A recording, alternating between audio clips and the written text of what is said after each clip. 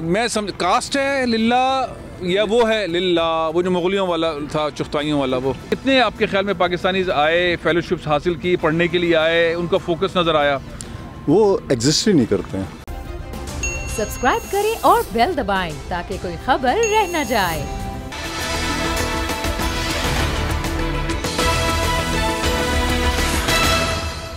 अस्सलाम वालेकुम, मैं हूं फैसल अजीज़ ख़ान।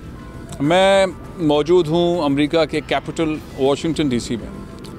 2021 कैसा गुज़रा पाकिस्तान के लिए और ओवरसीज़ पाकिस्तानीज़ के लिए, और 2022 कैसा गुज़रना चाहिए। 2021 में बहुत सारे प्लान्स बने, बहुत स्ट्रैटेजीज़ बनी। इमरान खान साहब ने बहुत शुक्रिया अदा किया ओवरसीज़ पाकिस्तानीज़ का। बहुत सारे मसलों के ऊपर वो बहुत खुलकर बोले। कश्मीर पर उन्होंने बहुत खुलकर बात की, इस्लामोफोबिया के ऊपर उन्होंने बहुत खुलकर बात की, इंफॉर्मेशन टेक्नोलॉजी के ऊपर उन्होंने बहुत खुलकर बात की। ओवरसीज़ पाकिस्तानीज़ को इनवाइट किया पाकिस्तान में आएँ, इन्वेस्ट करें, और ख़ास तौर पे अमेरिकन्स को उन्होंने अप्रिशिएट भी किया, पाकिस्तानी अमेरिकन्स को, और वो चाहते हैं कि वो ज़्यादा आगे आएँ। तो हुकूमत की पॉलिसीज़ कितनी ठीक तरीके से एग्जीक्यूट हुई और उसमें कमी क्या रही, ये आज का मेरा मौजू है।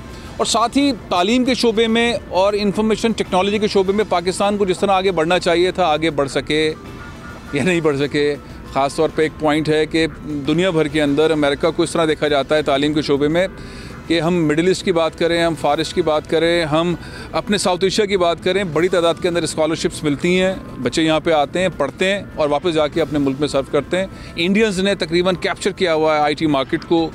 इंडियंस ने बहुत सारी और सब्जेक्ट को कैप्चर किया हुआ है। पाकिस्तानी इसका ध्यान इस साइड पर है या नहीं है, ये भी हमारा मौजू होगा। मेरे साथ बड़े अहम गेस्ट मौजूद हैं, मैं आपका उनसे तारुफ़ करवाता हूँ। अस्सलाम वालेकुम। सर, प्रोफेसर डॉक्टर इम्तियाज़ अहमद ख़ान साहब हैं, जॉर्ज वाशिंगटन यूनिवर्सिटी से इनका ताल्लुक़ है। बहुत बहुत शुक्रिया। बहुत शुक्रिया। थैंक्स। दूसरे गेस्ट हमारे हैं इमरान भट्ट साहब। इमरान भट्ट साहब बिजनेसमैन हैं, आपका भी बहुत बहुत शुक्रिया। और तीसरे हमारे सबसे अहम गेस्ट हैं, और वो गेस्ट हैं हमारे मोहम्मद सलीम साहब, IT एक्सपर्ट हैं। बहुत पैसा उन्होंने बनाया है। अब पैसा कैसे बनाते हैं इनसे हम पूछेंगे, लेकिन सबसे पहले हम तालीम से शुरू करते हैं, और तालीम के बाद पाकिस्तान के कुछ इंटरनेशनल इशूज़ हैं उस पर भी बात करेंगे। प्रोफेसर साहब का ताल्लुक़ जो हिंदुस्तान के पास कश्मीर है उससे है, श्रीनगर से उनका ताल्लुक़ है, लेकिन अमेरिका के अंदर पाकिस्तान की हमदर्दियों में रहते हैं, पाकिस्तान के करीब रहते हैं, तो इसलिए बहुत डिफरेंट किस्म का इनका एंगल है। बहुत खुशी हुई आपसे मिलकर। Thank you. 2021 कैसे गुजरा तालीम के शोबे में, और अगर हम बात करते हैं, जो मैंने अपने एंट्री में भी कहा कि जो फेलोशिप्स हैं, स्कॉलरशिप्स हैं, उस वाले मामले के अंदर पाकिस्तानी ज़रा मुझे कम नज़र आए। हो सकता है आप चूँकि जॉर्ज वाशिंगटन यूनिवर्सिटी के अंदर हैं, तो क्या कितने आपके ख्याल में पाकिस्तानीज़ आए, फेलोशिप्स हासिल की, पढ़ने के लिए आए, उनका फोकस नज़र आया? वो एग्जिस्ट ही नहीं करते हैं। एग्जिस्ट ही नहीं करते हैं? जी बिल्कुल, नॉमिनल। एक कुछ IT फील्ड में जाते हैं या आते हैं तो डॉक्टर्स बनकर वहाँ आते हैं, यहाँ वो प्रैक्टिस करना चाहते हैं। बाकी जहाँ तक एकेडमिक इंस्टीट्यूशंस का है, द पाकिस्तानीज़ जो हैं नॉन एग्जिस्टेंट है, क्योंकि उनकी तरफ उनका रुझान नहीं है। मैंने देखा पाकिस्तान की यूनिवर्सिटीज़ का स्टैंडर्ड बहुत नीचे है। वो वहीं से हुआ जहाँ वो ब्रिटिशर्स छोड़ कर गए हैं। MA इन हिस्ट्री करो, MA इन इकनॉमिक्स करो, फिर बाद में बैंक में नौकरियाँ दूँ। पाकिस्तान में जो यूनिवर्सिटीज़ हैं, जो पाकिस्तान में एजुकेशनल सिस्टम है, आप समझ रहे हैं जो अंग्रेज़ छोड़ कर गए वहीं तक का है। हम पाकिस्तान के अंदर आपके ख्याल में अपग्रेड नहीं हुआ? एग्जिस्ट ही नहीं करते हैं। एग्जिस्ट ही नहीं करता। जो आप मेडिकल साइंसेस देखें, जिस यूनिवर्सिटी में हूँ, इंडियंस यहाँ हर जगह इंस्टीट्यूशंस में फैले हुए हैं। वो प्रोफेसर्स बने हुए हैं, कुछ लोग तो डीन्स तक पहुँच गए हैं, एंड बड़ी बड़ी position. Do you see any Pakistani? No. In my university in basic sciences, जहाँ मैं I am the only Muslim professor, तो उसमें पाकिस्तान को एक बहुत ही रेडिकल चेंज करनी है। एजुकेशन सिस्टम को मॉडर्नाइज करना चाहिए, वोकेशनल ओरिएंटेड कोर्सेज इंट्रोड्यूस करना चाहिए। अगर आप एक लड़का या लड़की MA हिस्ट्री करती है, वहाँ MA इकनॉमिक्स कर, फिर बाद में वो चपरासी की नौकरी ढूंढती है, ये isn't it waste of national resources and waste of our time?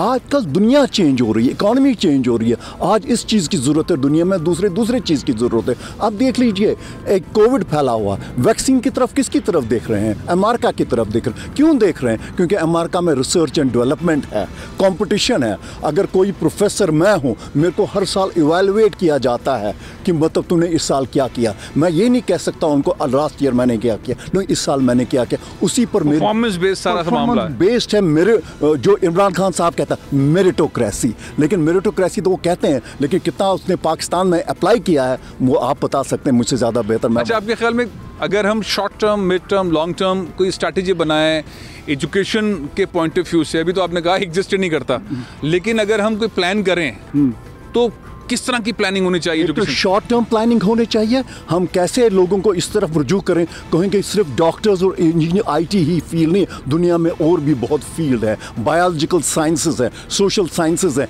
इनमें कटिंग एज रिसर्च होना चाहिए ताकि वो बाहर के वर्ल्ड से कम्पीट करे। वो अमेरिका में बड़े बड़े यूनिवर्सिटी में आ जाए, फिर से उसी तरह से उनके पॉलिटिकल पावर बन जाता है। देखिए अमेरिका की जो पॉलिसी बन जाती है वो यूनिवर्सिटी से शुरू होती है, वो थिंक टैंक्स के मेंबर्स होते हैं, most of them are university professor. Pakistan कोई है ही नहीं। चलिए, मैं बड़ा फिक्रमंद हो गया हूँ उनकी गुफ्तगू से। प्रोफेसर साहब ने बड़ा ज़बरदस्त किस्म का एक माहौल ऐसा पैदा कर दिया कि पाकिस्तान में एजुकेशन सिस्टम जैसे एग्जिस्ट ही नहीं करता। मैं दोबारा से आपकी तरफ आता हूँ, लेकिन बिजनेस पे भी बात कर लेते हैं। 2021 में पाकिस्तान के वज़ीर आज़म ने बहुत बार कहा कि अमेरिकन इन्वेस्टर्स आ जाएं, पाकिस्तानी इन्वेस्टर्स आ जाएं, आके काम करें। कुछ लोग आए भी, प्रोजेक्ट्स बनाने की कोशिश की, कुछ मायूस भी हो गए। 2022 में भी यही सूरत हाल होगी? आपके ख्याल में क्या मुश्किलात या क्या अपॉर्चुनिटी आपको यहाँ से बैठ के पाकिस्तान में नज़र आती है? सबसे पहले तो मुश्किलात जो पाकिस्तान में नज़र आती है, अगर मैं चाहूँगा पाकिस्तान में जाकर बिज़नेस करना, राइट, सबसे पहले तो मैं सोचता हूँ क्या मुझे वहाँ पे सिक्योरिटी मिलेगी ना मिलेगी। कौन सी सिक्योरिटी? पुलिस वाला चाहिए? नहीं, पुलिस वाला नहीं चाहिए, बिजनेस सिक्योरिटी चाहिए। क्या मैं पैसा लेके वहाँ जा रहा हूँ, ये सिक्योर है? मुझे कोई आपकी इन्वेस्टमेंट सिक्योर है कि नहीं? मेरी इन्वेस्टमेंट सिक्योर है कि नहीं है। सेकेंडली, वहाँ पे जो बिजनेसमैन जो बिज़नेस कर रहे हैं, डेफिनेटली कि कौन से बिज़नेस में जाएं वहाँ पे। ठीक है, वो तो टूरिज्म के ऊपर बहुत इन्वेस्टमेंट आ रही है, होटल्स बन रहे हैं, रिजॉर्ट्स बन रहे हैं, हॉस्पिटल्स बन रहे हैं, बहुत सारे ऐसे शहर बन रहे हैं, तो बहुत अपॉर्चुनिटी उस साइड पे तो बहुत ज़्यादा इमरान खान ने खोली है। हाँ, बिल्कुल खोली है उन्होंने, लेकिन वो लोग कहाँ से आएंगे वहाँ पे बसने वाले? जो लोग वहाँ पे रहते हैं, क्या वो समझते हैं इन चीज़ों को? इनके लिए जैसे डॉक्टर साहब ने कहा कि एजुकेशन चाहिए थोड़ी ना, तो बिज़नेस के लिए भी एजुकेशन चाहिए। Business million time different kind of business. जब बिज़नेस ये नहीं है कि आप सिर्फ रेस्टोरेंट बनाएंगे या कोई यानी कि होटल बना लेंगे या कोई कैब चला लेंगे वहाँ पे या कोई स्कूटर बना लेंगे। No, you have a lot of other different kind of business. You know, Pakistan में आप कोई बिज़नेस भी कर सकते हैं, जैसे अमेरिका में है कि आप यहाँ पे मॉल बने हुए हैं जिसके अंदर यानी कि डिफरेंट किस्म की प्रोडक्ट वहाँ पे मौजूद हैं। लेकिन पाकिस्तान में एक तो लोगों के पास मेन पावर नहीं है बाइंग की, राइट।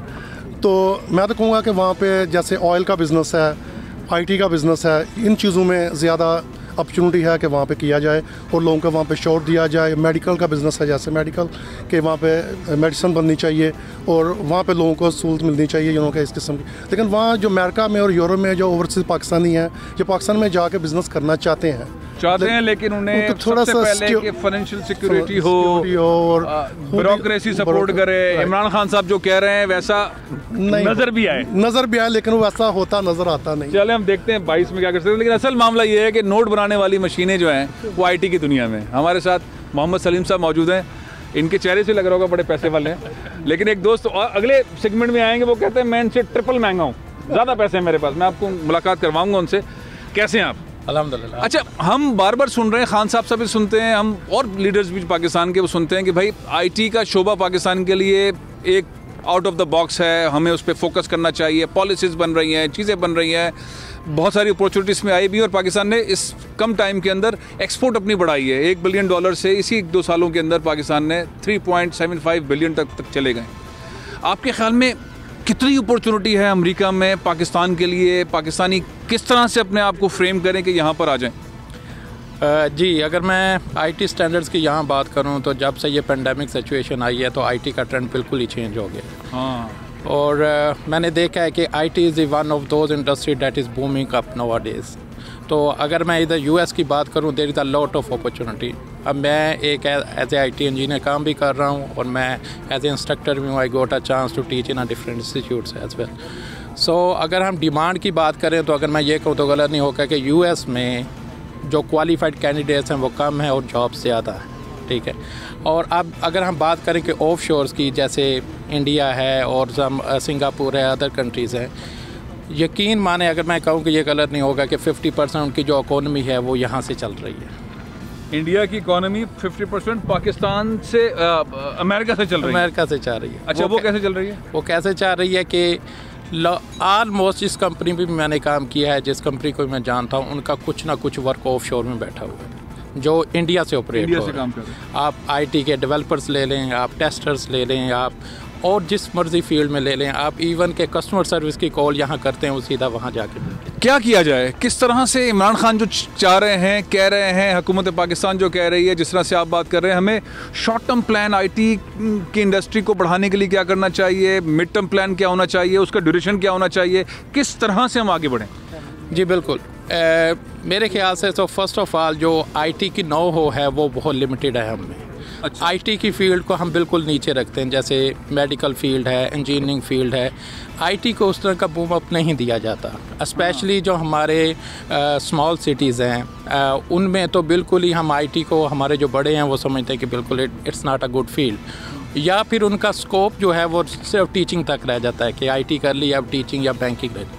मेरे ख्याल से इमरान खान साहब ने बहुत कुछ स्टेप्स अच्छे भी लिए हैं, जैसे एक फ्रीलांसिंग का कोर्स शुरू करवाया है और फ्री क्लासेस उसमें दी हैं, नो हो बड़ी है। इसी तरह गवर्नमेंट लेवल पे जो पहली चीज़ मैं समझता हूँ कि एक तो उन्होंने बात की एजुकेशन को प्रमोट करना चाहिए मोर इन आईटी साइड, और उसके साथ साथ आईटी के नो हो मेन चीज़ देनी चाहिए कि IT is not a limited field, इसका बहुत स्कोप है, इंटरनेशनली स्कोप का बताया जाए कि इस तरह बिज़नेस हम हासिल कर सकते हैं। जैसे मैंने आपको डिफरेंट कंट्रीज़ की एग्जांपल दी है कि वहाँ यहाँ से काम जाता है। अब मेरे जो बहुत सारे स्टूडेंट्स हैं, दे गॉट अ जॉब, लेकिन वो हेल्प ढूंढते हैं कि हम कहाँ से लें। तो इस तरह की टीमें क्रिएट करनी चाहिए, नो होना चाहिए, एक प्लेटफॉर्म देना चाहिए कि यहाँ से हमारे जो कैंडिडेट जो यूनिवर्सिटी से फारिग हो रहे हैं वो आने चाहिए। और एक चीज़ मैं सिर्फ ऐड करना चाहता हूँ कि जब हमारे इंस्टीट्यूट्स को ये चाहिए कि जब वो एजुकेशन दे रहे हों, प्रैक्टिकल एक्सपोजर पे ज़्यादा ध्यान दें। अच्छा, खाली थ्योरी नहीं हो, प्रैक्टिकल हो, ताकि प्रोडक्ट की तरफ आए। जी बिल्कुल, जैसे एक और बिज़नेस रिक्रूटिंग का बिज़नेस है आजकल पाकिस्तान में बूम अप हो रहा है, मैं जानता हूँ मेरे दोस्त कोई काम कर रहे हैं, उसको उनको प्रमोट करें यहाँ जो। और एक चीज़, यहाँ जो पाकिस्तानी हमारी कम्युनिटी रहती है, अनफॉर्चुनेटली के 60% और 70% कम्युनिटी हमारी और जॉब्स कर रही है, ठीक है। This is the best chance for them as well कि आएँ, आईटी की तरफ आएँ, और बहुत सारे एजुकेशन इमरजेंसी लगानी पड़ेगी आईटी की तरफ आने के लिए, इकोनॉमी भी स्ट्रांग हो जाएगी। इमरजेंसी लगाएं शॉर्ट टर्म। हाँ बिल्कुल, मैं अगर आप बिल्कुल सही बात कर रहे हैं, मैं बहुत अपने दोस्तों को प्रमोट कर चुका हूँ, they are doing the jobs, और मैं सारी इधर पाकिस्तानी कम्युनिटी, क्योंकि अगर हम यहाँ स्ट्रॉन्ग होंगे तो डेफिनेटली हम अपने पीछे फैमिली को भी सपोर्ट कर सकेंगे, नॉट ओनली फाइनेंशियली, हम यहाँ से कोई ना कोई बिज़नेस लेके पाकिस्तान में भेज सकते हैं, ठीक है। और एक चीज़ मैं ऐड करूँ कि क्रिप्टो का आजकल बिजनेस बहुत चला हुआ है, उस पर मैं आता हूँ। क्रिप्टो पे भी हम बात करते हैं, क्योंकि क्रिप्टो के ऊपर बहुत सारी करेंसीज आ गई हैं और पाकिस्तान में बहुत लोग पैसे बना रहे हैं। आपने देखा ये क्रिप्टो के ऊपर नोट कैसे बना रहे हैं, डॉलर्स बना रहे हैं, तो उस पर हम अच्छा डिटेल गुफ्तगू करेंगे सलीम साहब से। लेकिन और भी कुछ सारे इश्यूज़ हैं, उसमें एक ये है कि इंडिया में हो क्या रहा है और कश्मीर में क्या हो गया है, और अब कश्मीर को पाकिस्तान ने जिस तरह से सारी दुनिया में उठाया, खान साहब आए यूनाइटेड नेशंस के अंदर, उन्होंने बहुत ज़बरदस्त खिताब फरमाया, दुनिया के अंदर कश्मीर को बड़ा हाईलाइट किया गया है। प्रोफेसर साहब चूँकि श्रीनगर से ताल्लुक़ रखते हैं और उनका एक डिफरेंट किस्म का पॉइंट ऑफ व्यू हो सकता है सारे मामले पे। प्रोफेसर साहब, आपके ख्याल में कोई सलूशन नज़र आता है? एग्रेसिवनेस मोदी साहब की तरफ से, इमरान खान साहब की तरफ से भी एग्रेसिवनेस, कश्मीरी फंस गए हैं, इसका कोई सलूशन अमेरिका में बैठ के आपको नज़र आता है कि हाँ अगर ऐसा किया जाए तो कश्मीरियों को कोई स्पेस मिल सकता है? नहीं, इसमें जो सवाल ये पता है, इमरान खान साहब का मैं शुक्रगुजार हूँ, तो वो हर फोरम पर कश्मीर का इशू उठाते हैं, लेकिन कोई प्लान ऑफ एक्शन नहीं है उनके पास भी। उनका फॉरेन ऑफिस, उनकी लॉन्ग टर्म पॉलिसी या शॉर्ट टर्म पॉलिसी कश्मीर के मुतालिक क्या है? आपके ख्याल में क्या होना चाहिए, क्या करें? मोदी साहब ने ये इतने बड़े बड़े कानून बना के रियासत की ऐसी की तैसी कर दी, और जो मजालिम ढाए जा रहे हैं, जो कर्फ्यू अब तक लगा हुआ है, जिस तरह से कश्मीरी ज़िंदगी गुजार रहे हैं, इमरान खान साहब के पास क्या ऑप्शन है, क्या करें? काफ़ी, मैं अभी आया हूँ, 15 दिन पहले मैं कश्मीर श्रीनगर में था, मैं देख कर आया हूँ वहाँ क्या हो रहा है, वहाँ जो डेमोग्राफिक चेंजेस, किस तरह से कश्मीर का सारा नक्शा बदल जा रहा है, उसको मुस्लिम मेजॉरिटी से मुस्लिम माइनॉरिटी स्टेट के राह पर वो चल रहे हैं, काफ़ी हद तक वो कामयाबी हो चुके हैं। लेकिन सवाल ये पैदा होता है, जितनी एट्रॉसिटीज़ की जाती हैं वहाँ पर दुनिया में, ये तो पाकिस्तान का काम है। हर एक मुल्क में उनकी एम्बेसी, वो एम्बेसडर बैठकर क्या कर रहे हैं वहाँ पर। कई बार हमने उनसे कहा, जब हम इमरान खान साहब से भी मिले, उनको ये रिक्वेस्ट की कि एक सेल होनी चाहिए कश्मीर के बारे में, जो मुजालिम वहाँ पर हो रहे हैं दुनिया को हाईलाइट करें, उसको हाईलाइट किया। क्या वो हाईलाइट कर रहे हैं? There is no policy as such for Kashmir. और दूसरी बात ये है कि ये क्यों इनकी फॉरेन पॉलिसी जो पाकिस्तान की, unfortunate, it is very weak, क्योंकि कोई प्लान ऑफ एक्शन है ही नहीं। अगर वो मुजालिम करते, इतने आए दिन, कल ही उन्होंने 6 जवानों को शहीद किया, किसको पता है? या फ़लस्तीन में 3 लोग शहीद हो जाए तो सारी दुनिया को पता चल जाए। कुछ देर पहले जब 200 फ़लस्तीनियों को मार दिया था, उसमें 65 बच्चे भी थे। न्यूयॉर्क टाइम्स में उनकी तस्वीरें छपी हुई थी। यानी आप कह रहे हैं कि पाकिस्तान को, गवर्नमेंट ऑफ पाकिस्तान को, पाकिस्तानी एम्बेसीज को, कौंसल जनरल्स को एक्टिव होने की ज़रूरत है डेली बेसिस पे, कुछ सेल बना के। एब्सोल्युटली डेली बेस पे, ताकि दुनिया को करें मोदी वहाँ क्या कर रहा है। अभी वहाँ के मोदी के गवर्नमेंट ने एक स्टेटमेंट इशू किया, वहाँ पर एक फंक्शन, उन्होंने कहा मुसलमान का कत्लेआम किया जाए। हाँ, ऐसा इवेंट हुआ और एक नहीं, 4, 5, 6 स्पीकर्स थे। दुनिया ने क्या एक्शन लिया? मान लीजिए अगर कोई और कौम होती, अगर मुसलमान मुल्क होता, वो कहता हिंदुओं का या ईसाइयों का कत्लेआम होना चाहिए, उनका क्या रिएक्शन होता?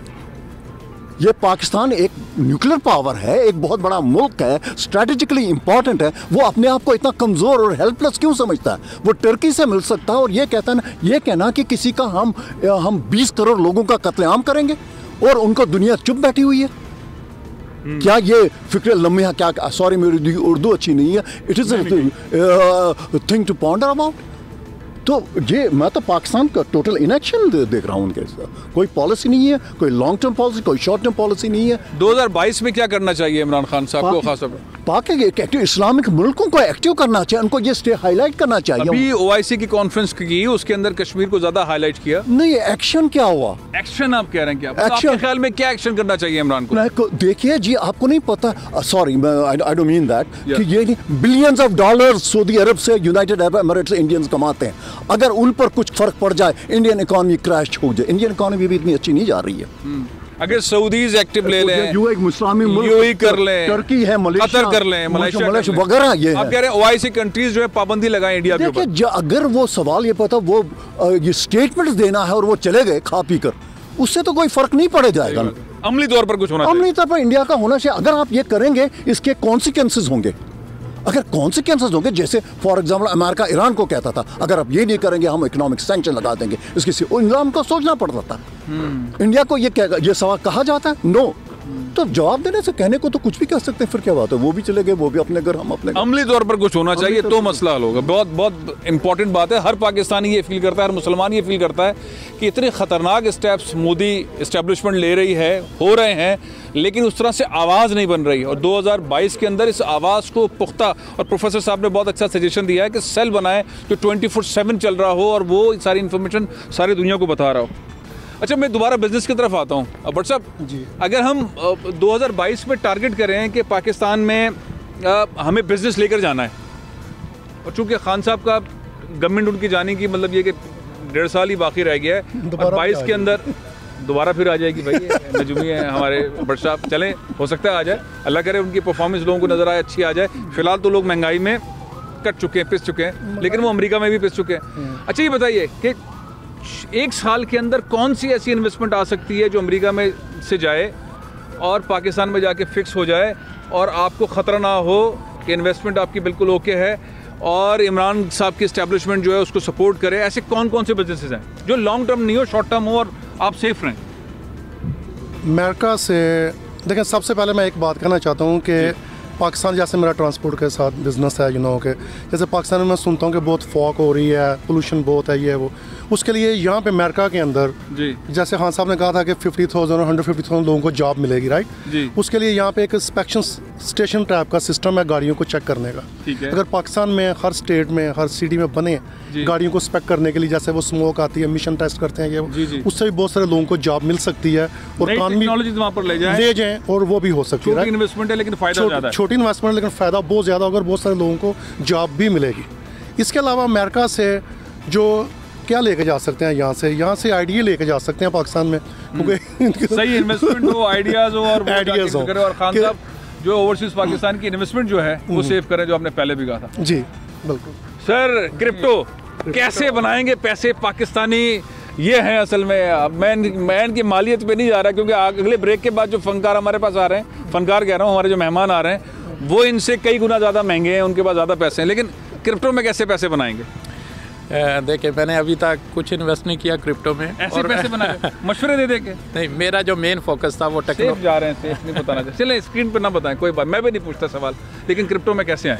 जी देखिए, मेरा जो मेन फोकस था वो टेक्नोलॉजी प्रोस्पेक्टिव पे था, ठीक है। जैसे अब क्रिप्टो में डेवलपमेंट हो रही है, अब लॉट ऑफ यहाँ अपॉर्चुनिटी हैं जो क्या करते हैं, ऑफ शोर से एप्लीकेशंस बनवाते हैं, उनको कॉइन्स को बाई करने के लिए, सेल करने के लिए। मैं जानता हूँ पाकिस्तान में लड़कों को जो उनको एप्स बना के देते हैं and they are getting good money from that. अच्छा, बट अनफॉर्चुनेटली कि कितने लोगों को इन चीज़ों का पता है, maybe 10% in whole Pakistan. ये वैसे ऐसा सब्जेक्ट है जिस पे अगर ज़्यादा काम किया जाए तो रेवेन्यू बहुत क्रिएट हो सकता है, जॉब्स बहुत सारी मिल सकती हैं, और बहुत लंबा काम नहीं है। जी बिल्कुल, मैं क्यों ऐसा कह रहा हूँ कि देखें, आईटी में ये ऐसा नहीं होता कि आईटी में ट्रेंड चेंज होते रहते हैं, नया टूल आ गया, नया कोई टेक्नोलॉजी आ गई, तो अब जो एज ए हम अगर काम करते हैं, हम भी अगर अपने आप को अपडेट उस टेक्नोलॉजीज़ पे नहीं करते तो हम बैकवर्ड चले जाएंगे। इसलिए मैं चाहता हूँ कि गवर्नमेंट को स्टेप्स लेना चाहिए, कोई टीम होनी चाहिए जो एनालाइज करे कि आर्टिफिशियल इंटेलिजेंस का ट्रेंड आ रहा है, वो लोगों को सिखाएं, अपने इंस्टीट्यूट में सिखाएं, ताकि जब स्टूडेंट्स मार्केट में निकलें और पोस्ट करें कि we are the skills, please come to us for any your work और एनी योर जॉब, तो हम उसकी तरफ अट्रैक्ट हों। जैसे अच्छा, ये जो 4 इंडस्ट्रियल रेवोल्यूशन की बात हो रही है, जिसमें आपने कहा जैसे आर्टिफिशियल इंटेलिजेंस की बात हो गई, ब्लॉकचेन की आपने बात की, इंटरनेट ऑफ थिंग्स की बात है, वेब असेंबलिंग की बात है, 5G की बात है, पाकिस्तान में कुछ कोर्सेज ऐसे चल रहे हैं। प्रेसिडेंट ऑफ पाकिस्तान ने एक प्रोजेक्ट लॉन्च किया हुआ है, PIAIC, presidential initiative for artificial intelligence. इस तरह की चीज़ें आपकी नॉलेज में हैं? लाख सवा लाख बच्चा वहाँ पढ़ रहा है, आपकी नॉलेज में है, वो बच्चा यहाँ पे लाया जा सकता है, आपकी कनेक्टिविटी है कोई मिनिस्ट्री की तरफ से, प्रेसिडेंट हाउस की तरफ से, यहाँ से एम्बेसी की तरफ से कोई कनेक्टिविटी यहाँ की कंपनीज के साथ है? आप लोगों की नॉलेज में है ये चीज़ें? नहीं, ऐसी कोई नहीं है कि एम्बेसी ने हमें प्रमोट किया हो या कॉल किया हो और हमें कहा हो कि हम अब मेरा जो बिज़नेस है और मेरा जो काम है वो रिक्रूटिंग के बिल्कुल करीब है। अच्छा। अब आपको पता है कि H1B वीज़ाज़ इशू हो रहे हैं, हर साल होते हैं। हाँ। लेकिन उसमें भी पाकिस्तान की तादाद बहुत कम है। अब तो कोऑर्डिनेशन नहीं है। Yes, that is the main thing. अब एम्बेसीज़ लेवल पे हमें अपॉर्चुनिटी मिलनी चाहिए, हम इनको कॉल करना चाहिए, जैसे आपने हमें बुला के मौका दिया इजहार करने का। इसी तरह अगर हमारे इन्वेस्टर्स IT गाइज़ को बुलाएं, टेक्नोलॉजीज़ को बुलाएं और आके पूछें कि क्या क्या हेल्प हो सकती है, क्या अपॉर्चुनिटीज़ हो सकती है, और गवर्नमेंट लेवल पे हमें थोड़ी सपोर्ट हो, तो हम डेफिनेटली, हर पाकिस्तानी इधर दिल करता है कि दूसरों को हेल्प करे और वहाँ से आए। सो डेफिनेटली अब H1B वीज़ाज़ आ रहे हैं और डिफरेंट वीज़ा कैटेगरीज़ हैं कि हम अपने, आप यानी कि अच्छे लड़कों को वीज़े दिलवा सकते हैं। देखिए, एक प्रोसेस से गुजरना है ना, यानी कि लोगों को मालूम हो तो वो उस प्रोसेस में आ सकते हैं। That my point, at least aware तो हो ना। देखिए, फॉर एग्जांपल अगर एक प्रोसेस है, लीगल है, सारा कुछ ठीक है, अगर कोई अप्लाई ही नहीं उसमें करेगा, पता ही नहीं होगा, एम्बेसी काम ही नहीं करेगी, कोऑर्डिनेशन नहीं होगा, तो रिजल्ट कैसे मिलेगा? लेकिन आप ये जरूर कह रहे हैं कि पैसा बड़ा बन सकता है IT में, क्रिप्टो में। यहाँ हर कोई बनाता है, हर बंदा यहाँ पैसा क्यों बनाया है। मैं ब्रेक ले रहा हूँ। बड़ी ज़बरदस्त बात की है भट्ट साहब, आपका बहुत बहुत शुक्रिया। सलीम साहब, आपका बहुत बहुत शुक्रिया। प्रोफेसर साहब, आपसे बात करके बहुत अच्छा लगा। आपने नए एंगल्स पे बात की जो शायद पाकिस्तान में इस तरह से नहीं सोचा जा रहा। मेरा ख्याल है आपकी आवाज़ उठेगी भी। हमारे जो फॉरेन मिनिस्टर हैं शाहिद कुरैशी साहब, वो बड़े एक्टिव हैं, वो इस पर ज़रूर आप नोटिस लेंगे और एक सेल कश्मीर के हवाले से लाजमी तौर पर बनाएंगे, OIC कंट्रीज़ को भी कनेक्ट करेंगे और प्रैक्टिकल जो चीज़ होनी चाहिए उसकी तरफ जाएंगे। मैं एक ब्रेक ले रहा हूँ। ब्रेक के बाद मेरे साथ 3 और मौजूद अमरीकी पाकिस्तानी होंगे और हम बात करेंगे कि हम 2022 को किस तरह फ़ायदेमंद बना सकते हैं पाकिस्तान के लिए, इस ब्रेक के बाद।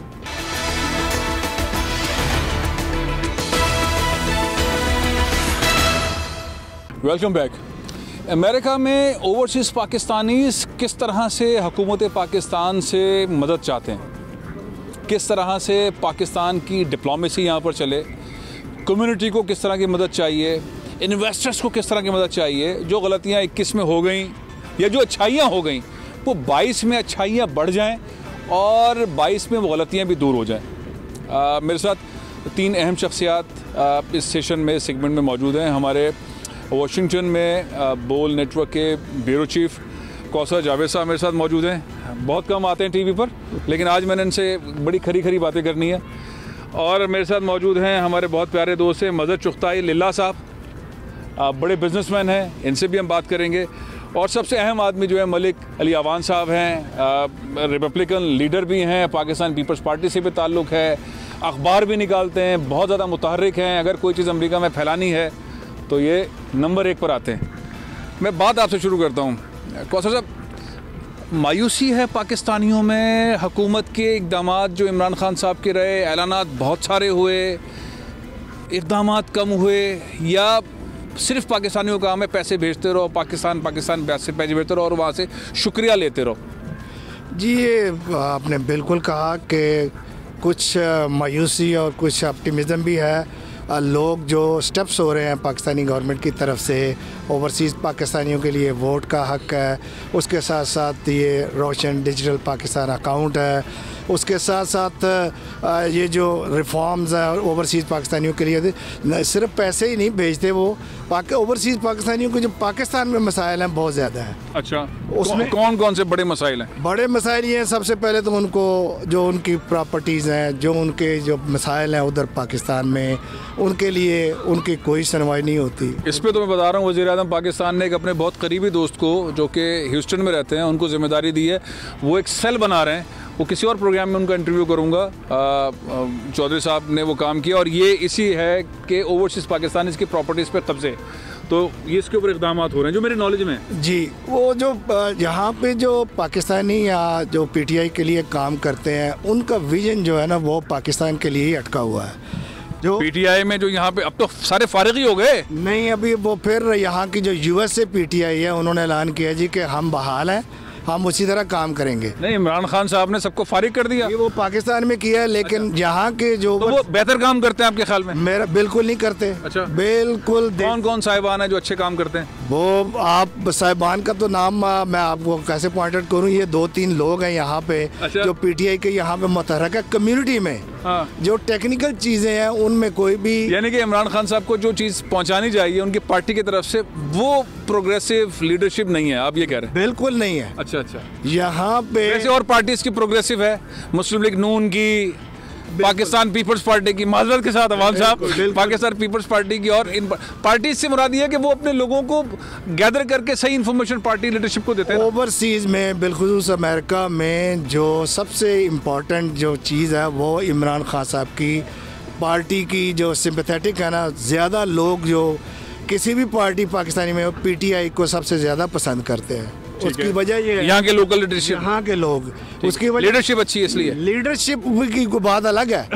लीडरशिप का तो आपके इम्तहान साहब यहाँ की लीडरशिप से मुतमईन नहीं है? नहीं, बिल्कुल नहीं अच्छा है। आप देसी सियासत है यहाँ पे। अच्छा, बिल्कुल। जो यहाँ पाकिस्तान की दकियानूसी जो सियासत है उसी तरह ग्रुप्स में बटे हुए हैं लोग, 10-15 ग्रुप्स बने हुए हैं पीटीआई में। लेकिन जो संजीदा तबका है पीटीआई का, जो ओवरसीज़ पाकिस्तानी है, जो इमरान खान साहब के साथी हैं, वो बैक हो गए, पीछे चले गए इस लीडरशिप की वजह से। लीडरशिप की वजह से और भी बड़े मसाइल हैं। अच्छा, जो इमरान खान साहब की जो कारकर्दगी है जो ओवरसीज़ पाकिस्तानियों में, शौकत खानम हॉस्पिटल है, नमल यूनिवर्सिटी है, उसमें जो नेटवर्क बने हैं, ये 3-4 लोग और या 10 साहब, हमने यहाँ के सारे पीटीआई के लोगों को रगड़ ही दिया। नहीं, सारे को नहीं रगड़ा मैंने, 2-4 बचाए आप। उसका जो सिस्टम है ना हमारा बचाए। चले, पीटीआई को छोड़ते हैं जी, जरा थोड़ा छोड़ते हैं। उसकी वजह यह है कि इमरान खान साहब ने अपने प्यारों को, अपने मोतबर लोगों को, काबिल लोगों को ओहदेदार बनाया। वो परफॉर्म नहीं कर रहे हैं। आम पाकिस्तानी जो यहाँ पे अमेरिकन पाकिस्तानी, उनकी परफॉर्मेंस से खुश नहीं है। कौसर साहब यहाँ पे यानी कि पल्स है ना अमेरिकन पाकिस्तानी, उस पर रखते हैं, तो ये जो चीज़ बताते हैं बड़ी खरी खरी बताते हैं। थोड़ा ज़्यादा बता दिया है तो मैं ज़रा आपसे वापस आता हूँ आपकी तरफ। चुगताई लिल्ला साहब हैं, ये मैं समझ कास्ट है लिल्ला या वो है लिल्ला, वो जो मुगलियों वाला था, चुगताइयों वाला, वो चुगताई कास्ट है। Lilla is name of the town, कस्बे का नाम है। अच्छा। लिल्ही के नाम से इसको लिल्ला बोला जाता है। असल में मुगलिया दौर के अंदर जो है ना वो एक है ना लिल्ला, वो ज़रा इज्जत के तौर पे लिया था। जी, वो वाला। अच्छा, बिजनेस कम्युनिटी इमरान खान साहब की जो हुकूमत है उसकी परफॉर्मेंस से 2021 में खुश रही या नहीं? देखिए, सबसे पहले तो हमारे लिए बड़ी फ़ख्र की बात है कि कायद-ए-आज़म रहमतुल्लाह अलैहि इस्लाम के बाद अल्लाह ताला ने हमें इमरान खान जैसा एक दयानतदार लीडर दिया। हैविंग सेड दैट 2020 और 21 की आप बात कर रहे हैं बिज़नेस की, मैं समझता हूँ कि खान साहब को अल्लाह ताला ने बहुत सी सलाहियतें दी हैं और हमारी जो एक्सपेक्टेशन खान साहब ने राइज़ की है वर्ल्ड लेवल पे ओवरसीज़ पाकिस्तानियों की और पाकिस्तान में पाकिस्तानियों की, वो बहुत ज़्यादा रेज़ कर दी है। लेकिन जो प्रॉपर इम्प्लीमेंटेशन होनी चाहिए थी ना पाकिस्तान में पिछले 3 सालों में, चाहे वो बिज़नेस कम्युनिटी की हो या चाहे दूसरे रिफॉर्म हो, उसमें मैं समझता हूँ कि PTI की गवर्नमेंट जो है उसको मज़ीद अपना जो काम है स्पीड से करना चाहिए और उसमें बहुत बेहतरी आ सकती है। बिजनेसमैन जो है वो मुतमईन है अमेरिका वाला, वो इन्वेस्टमेंट लेकर जाए। वो हम पिछले वाले सेगमेंट की इधर बात कर रहे थे, कहते हैं इन्वेस्टमेंट हमारी सिक्योर ही नहीं है। मैंने कहा सिक्योरिटी का मसला है तो पुलिस वाला, उन्होंने कहा जी पुलिस वाले का मसला नहीं है, पैसे कैसे हम सिक्योर करेंगे। अगर किसी इन्वेस्टर के पैसा सिक्योर नहीं है, खान साहब की इतनी सारी इस्लाहात के बावजूद भी, तो इन्वेस्टमेंट कैसे जाएगी? नहीं, मैं समझता हूँ फैसल साहब, इन्वेस्टमेंट के जो पैसे हैं वो सेफ़ हैं, क्योंकि जो नया रोशन डिजिटल अकाउंट बना है और जो दूसरी नई उन्होंने रिफॉर्म किए हैं, मैंने खुद पिछले 3-4 साल से खान साहब की कॉल पे ही पाकिस्तान में इन्वेस्टमेंट शुरू की है और इस दफ़ा भी मैं पाकिस्तान पूरे पंजाब में विज़िट करके आया हूँ and I made some investment in Pakistan and अल्हम्दुलिल्लाह I believe that investment is secure है। आपने कैसे प्रॉपर्टी में की है? जी, मैंने प्रॉपर्टी में इन्वेस्टमेंट की। प्रॉपर्टी में तो सेफ होती है ना? प्रॉपर्टी में भी we are also building another college in Pakistan in Lilla town में हमारे पास फ्रेंचाइज है सुपीरियर कॉलेज की, इंशाल्लाह वो भी हम उसको लॉन्च करेंगे। तो आई डू बिलीव दैट, यानी कि मिला जुला रुझान है, इन्वेस्टमेंट सेफ भी है, वो बिजनेसमैन के तजर्बे पर डिपेंड करता है कि बिजनेस जो रोशन डिजिटल अकाउंट है उससे वाकई बहुत सारे ओवरसीज पाकिस्तानी बड़े मुतमईन हैं बड़ी चीज़ों पे। मैं चुगताई साहब आपकी तरफ आता हूँ। जी जी, मैं ऐड ये करना चाहता हूँ कि जिस तरह खान साहब ओवरसीज़ पाकिस्तानी के लिए बहुत बात करते हैं, तो मैं समझता हूँ कि उन्होंने सही तरीके से ओवरसीज़ पाकिस्तानी की जो क्रीम थी अमेरिका में, इंग्लैंड में, कनाडा में, दुनिया के मुख्तलिफ मुल्कों में, खान साहब ने उसको सही टैप नहीं किया। तो मेरी ये अपील है खान साहब से कि जो क्रीम है, जो best of the best brains बैठे हैं, उनको पाकिस्तान ले आएँ। हमारे जैसे लोग जो हैं जिन्होंने 40-50 साल अब इस दुनिया में अमेरिका में अपना काम करके एक नाम कमाया, हम चाहते हैं कि हम पाकिस्तान आकर अपने मुल्क की खिदमत करें। ये हमारे साथ एक बड़े थिंक टैंक भी चला रहे हैं, अखबार भी चला रहे हैं और पॉलिटिकली भी बड़े एक्टिव हैं। जी अवान साहब, जी भाई, क्या आप देख रहे हैं 21 में हमने कितनी गलतियां की पाकिस्तान ने? भाई अभी आप खुद देख लें कि पाकिस्तान में जो है US डॉलर किधर जा चुका है भाई। उसके बाद जो है इतनी बेरोज़गारी है। कराची जो हमारा मेन इकोनॉमिकल हब है जिससे पाकिस्तान का रेवेन्यू मोर देन 60% वहाँ से जनरेट होता है, इतने लॉ एंड ऑर्डर की ख़राब सूरत हाल के बावजूद वहाँ पे जो है नहायत अफसोस के साथ हमारे एक मीडिया के जवान लड़के ने जो है उसको सुसाइड करनी पड़ी। ठीक है जी, इसी तरह से यहाँ वाशिंगटन DC में ये एक, लेकिन वहाँ तो पाकिस्तान पीपल्स पार्टी की हुकूमत है, वहाँ तो सारे मामलात पाकिस्तान पीपल्स पार्टी के हैं। कराची सिंध के अंदर है, वहाँ पे मोहतरमा बेनज़ीर भुट्टो शहीद की पार्टी, उनके साहबजादे बिलावल भुट्टो ज़रदारी साहब, उनके वज़ीर आला मुराद अली शाह साहब पिछले 14 साल से हुकूमत कर रहे हैं। तो जो आपने गुजारिश की है उसमें तो कहीं भी इमरान खान बीच में नहीं आ रहे। जी वो बात ठीक है, मगर अब आप ये देखें कि वहाँ का भी जो मुकामी सियासत है उसमें कुछ ऐसा है कि मैंने कल भी यहाँ पे एक हमारा वाशिंगटन DC में था, तो मैंने कहा कि सिंध के जो रहने वाले हैं, जो शहरी हैं या देही हल्के हैं, सबका इक्वल राइट है अपने प्रोविंस के ऊपर। लेकिन बदकिस्मती से हमारी पॉलिटिक्स में इंजीनियरिंग का एक बड़ा जो है ना खपता सवार है। जनरल अयूब के दौर से जो है पॉलिटिशियंस की जो है एहतसाब शुरू हुआ और अभी तक जो है मुख्तलिफ तजर्बात जो हैं वो हो रहे हैं। हमारी जो प्रोड्यूसिंग फैक्ट्रीज़ हैं, अब उसमें ये है कि हम तजर्बात तो कर रहे हैं, उससे डिविजन्स पैदा हो रही हैं। भाई आपके ख्याल में पीपल्स पार्टी की गवर्नेंस कैसी है सिंध के अंदर? 12,000 अरब रुपए उन्होंने खर्च किए हैं पिछले 14 साल में। कराची में ट्रेन नहीं चलती, बस नहीं चलती, पानी नहीं आता, सड़कें नहीं बनी, पार्क नहीं बना, अस्पतालों का बुरा हाल है। पंजाब की निस्बत, KP की निस्बत सिंध का ज़्यादा बुरा हाल है। और कंटिन्यूस अगर थर्ड टाइम गवर्नमेंट है तो क्या वजह है कि वीकनेसेस आपको यहाँ से बैठ कर नज़र आती है कि आपकी पार्टी डिलीवर उस तरह से कर पा रही है या नहीं कर पा रही है? वैसे मैं भाई झूठ नहीं बोलूँगा, ठीक है।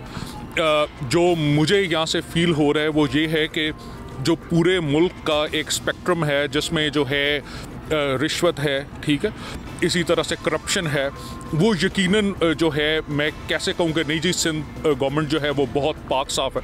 हाँ, मगर मैं इस बात की जो है अपने ईमान से मैं गवाही ज़रूर दे सकता हूँ कि शहीद मोहतरमा बेनज़ीर भुट्टो का जो बेटा है उसके दिल में और उसकी नीयत में कोई खोट नहीं है। वो अपनी तरफ से पूरी कोशिश कर रहे हैं, वो कर रहे हैं, लेकिन ब्यूरोक्रेसी और मुराद अली शाह साहब की टीम परफॉर्म नहीं कर रही। इसका मतलब ये हुआ अब आप देखें कि हेल्थ केयर के हवाले से उन्होंने अच्छी प्रोग्रेस की है, लेकिन एक और बात है कि जनरल मुशर्रफ के दौर में जो अमेरिकन एड के इतने अंबार गए थे, ठीक है, उस वक्त जो है सिंध के क्या हालात हो, या तो ये कि उस वक्त उन्होंने बहुत उसको सुपीरियर कर दिया होता, ठीक है, तो हम आज कहते हैं कि यार उन्होंने बहुत अच्छा आपके ख्याल में क्या करना चाहिए? आप पाकिस्तान के अंदर गवर्नेंस वाइज क्या बेहतरी लाए इमरान खान साहब, बिलावल भुट्टो ज़रदारी साहब सिंध में, और खान साहब 2 सूबों के 3 सूबों के अंदर? एक तो फैसल भाई उसमें 2-3 चीज़ें हैं जो मैं पॉइंट आउट करूँगा, जिसमें सबसे पहले है कि मीडिया के हवाले से यहाँ वाशिंगटन डीसी में जो है जब हम थिंक टैंक्स में जाते हैं या पॉलिटिशियंस यहाँ पे यूएस को, तो जो जब से ये गवर्नमेंट आई है तो इसमें यह था कि एक सेलिब्रिटी आ रहा है और पाकिस्तान का बहुत ज़बरदस्त इमेज डेवलप होगा, लेकिन सेलिब्रिटी कौन? इमरान खान। अच्छा। तो मगर बदकिस्मती से हफ्ता पहले कुछ इंटरनेशनल जर्नलिस्ट की एसोसिएशंस हैं जिन्होंने बताया है कि पाकिस्तान में मीडिया के ऊपर जो है वो दबाव डाला जा रहा है, सहाफ़ियों को जो है परेशान किया जा रहा है। और पहले तो ये है कि इमरान खान को ये चाहिए कि जो जर्नलिज़म के हवाले से जो है जो इंटरनेशनल सतह पे पाकिस्तान की बदनामी हो रही है उसको किसी तरीके से रोके। सहाफ़ियों का जो इत्तिसाल है वो नहीं होना चाहिए।